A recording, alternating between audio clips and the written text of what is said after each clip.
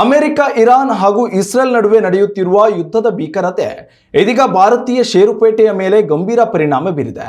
ಷೇರು ಮಾರುಕಟ್ಟೆಯಲ್ಲಿ ಒಂದೇ ದಿನ 8 ಲಕ್ಷ ಕೋಟಿ ರೂಪಾಯಿಯಲ್ಲಿ ನಷ್ಟ ಸಂಭವಿಸಿದೆ. ಮತ್ತೊಂದೆಡೆಯಲ್ಲಿ ಚಿನ್ನದ ದರದಲ್ಲಿ ಭಾರಿ ಏರಿಕೆ ಕಂಡು ಬಂದಿದೆ. 1 ಲಕ್ಷ ರೂಪಾಯಿಯ ಗಡಿ ದಾಟಿರುವ ಚಿನ್ನದ ದರ ಇದೀಗ 2 ಲಕ್ಷದ ಗಡಿ ದಾಟಬಹುದು ಎನ್ನಲಾಗುತ್ತಿದೆ. ಪಾಶ್ಚಿಮಾತ್ಯ ದೇಶಗಳಲ್ಲಿ ನಡೆಯುತ್ತಿರುವ ಯುದ್ಧದ ಭೀತಿಯಿಂದಾಗಿ ಷೇರು ಮಾರುಕಟ್ಟೆ ವಿಶ್ವದಾದ್ಯಂತ ಕುಸಿತ ಕಂಡಿದೆ.